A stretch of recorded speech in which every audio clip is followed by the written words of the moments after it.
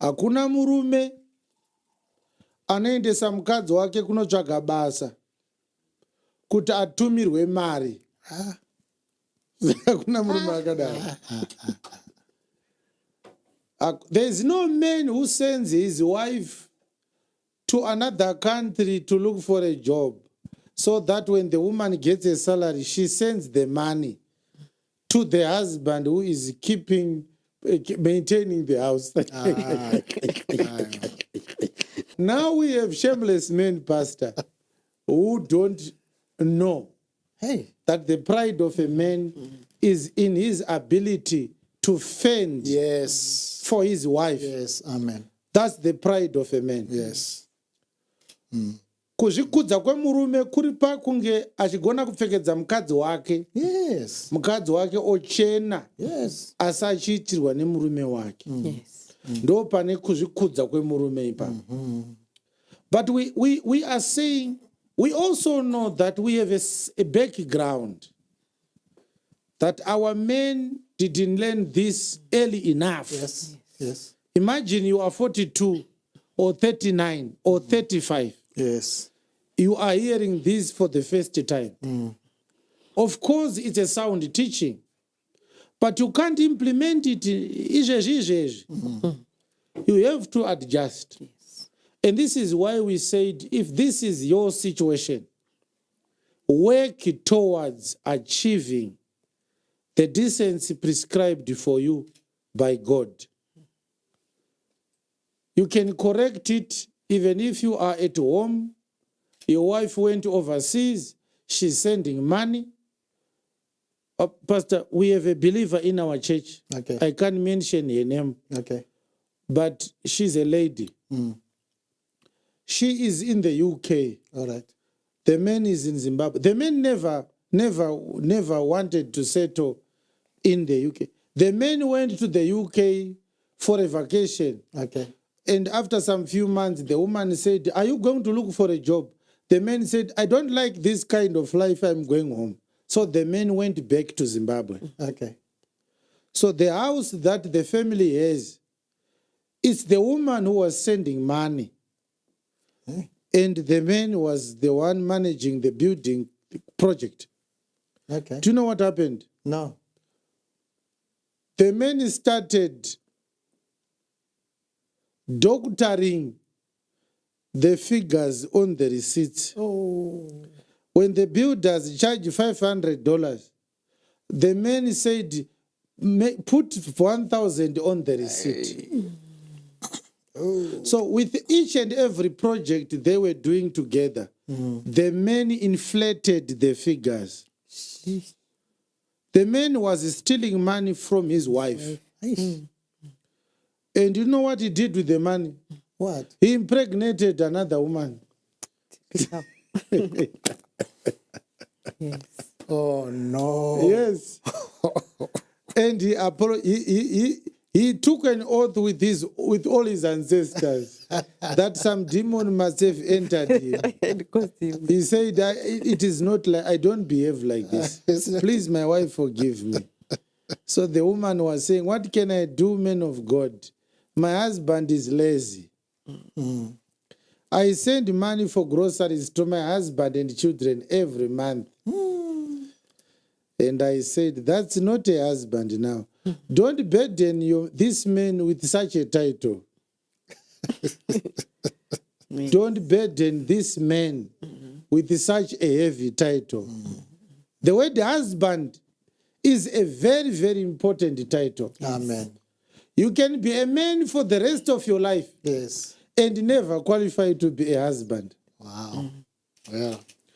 Munhu anotora mari kumukadzi wake ari kurara akasvinura achishanda. Onotora mari iyoyo onoita ujoki nevamwe vakadzi nemari yakadaro. Hatina mahusbands akadaro kati. Hakuna husband akadaro. No. Such men can never be called husbands. No. Don't confuse yourself. No. You can't call that man a husband. He has never been a husband his entire life. You understand? In 2015, there's a couple that came to me for counseling. They were based in Harare. Okay. So I met with them, and the woman is the one who said, let's go. So they came together. Yes. The woman said, man of God, I work in a bank. My husband works in a company, is an executive there. So we both took loans. My husband had bought a stand. We both took loans to build a house. Okay. I took a loan against my salary, and he took a loan against his salary. Okay. And we combined that loan, Yes. those loans, and we built a wonderful house. They had 3 or 4 children. Okay.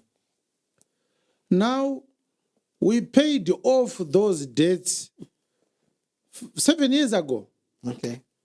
and we were happy. That's good. Last year, my husband took another loan without my knowledge Okay. and transferred all the money I had taken from my own company, from my own loan, which I contributed to building the house. My husband said, I'm giving you your money. I don't want this house to be based on your contribution. It's my job to buy or build a house for the family. Okay. So the husband is now paying another loan, but he took this loan to pay me back. Wow. I haven't touched a cent from that money. He said he doesn't like it. He is doing it because he wants to, I don't know, but I feel like one day what happens if he marries another woman and he wants to kick me out of the house. So I sat down with the man and I asked, why did you do this? Yes. He said, well, my father told me that I have to provide shelter for my family. Okay. He never said I need help from my wife. Wow. So now I got a salary increment. The money that my wife borrowed, I can pay it off in 2 years. Okay. So the wife was asking, what then should I do with my own money? And the husband said, it's your money. Do whatever you want. Brethren, Charity, was this man on point? I can't say, let me speak from the woman's point of view. So you have decided to represent the woman, yes. All right. The value, okay, being a banker, the value of the money that he gave her now is not the same as the value of the money then. No, he actually included that. Okay. He adjusted the money to inflation. As It wasn't difficult to do. Oh, no, now in that case, Yeah. The woman, she should take that money and send to her relatives. So, but you see how selfish she is. She was not concerned about the contribution of this woman to the marriage. She was concerned about the woman getting a fair share of her investment. Because, Mama, the man was the one who was supposed to build this house for us in the first place. Yes. So this woman did actually perverted the gospel by helping this man to build the house. And we thank God he has given him back the money. She should just take the money, transfer it to her mother's account. No, that's not a marriage now. That's a contract. Okay. Your version of a marriage is bogus. Well, we I don't know where you are getting it, Brethren Charity, because we never said that the woman doesn't have authority to contribute to the well-being of the family. We never said that, did we, Pastor? No, we didn't. Yeah, there's no such teaching in our ministry. What we were focusing on and what we have been very bold upon was the duties of a man and the duties of a woman in the family home. The duty of a man, there are 3 duties of a man. The first duty is to give the family identity. Pamba panapa panonzi pamba pababa na mayani. Yes. You understand? Yes. And identity is beyond just the name, the Chiwenga name. There has to be a family policy. There have to be family principles and laws. Every family must have law. The children that are born into that family, they have to have a character. So every family must have a character as well. Do you understand? Yes. The second duty of a man is to provide security for that family. Yes. Security. Yes. And this issue of the man being a provider, food, shelter, health care, they are part of security. Food security, security of education, health services, all these are coming under the bracket of security. The man must provide security. The future of your children must be secured by the man. Yes. When you die today, will your children finish their school? That's security. It's the job of the man. Yes. And this is where the house comes in, brethren, in charity. The woman must not worry. Where are we going to live? The man is the one who must provide a roof over his family's head. If he can't, he shouldn't marry. It's simple. Yes. You are too weak, my brother. You can't build a house and provide shelter for your children and wife. You are not supposed to be a man. Maybe you need to pray to God to change your gender. If God makes you a woman, look at how easy life is going to be for you. A man will marry you and he will buy a house for you. It's as simple as that. The option is not for you to turn to your wife and say, help me. These are prescriptions of a marriage. Yes. If you can't do this, even if you stay peacefully with a woman, it's not a marriage. Yes. Yeah, because we have a couple where the woman works, the husband works, they join up their salary, they pay their bills together, their children are going to school, they don't fight, they love one another. Yes. And everything is going fine. And because of that, the man thinks that it's a marriage. No. Even if you are living peacefully, Yes. but as long as the man is not doing his God-assigned duties, Yes. it's not a marriage. Not. You understand? Yes. Yeah. Yes. Yes. So imagine that your nose is blocked and there's a hole that grows at the center of your head. And you start to breathe from the crest of your head. And then the doctor says, it doesn't matter now that your nose are blocked. As long as you are breathing, it's still fine. Is it normal now? No, it's No, not. it's not. Not. The doctors cannot say, go home, you are free. No. You still say, no. I am supposed to be breathing using my nose. Yes. Close this hole at the center of my head and help my nose to unblock. It's not normal to breathe from the crest of my head.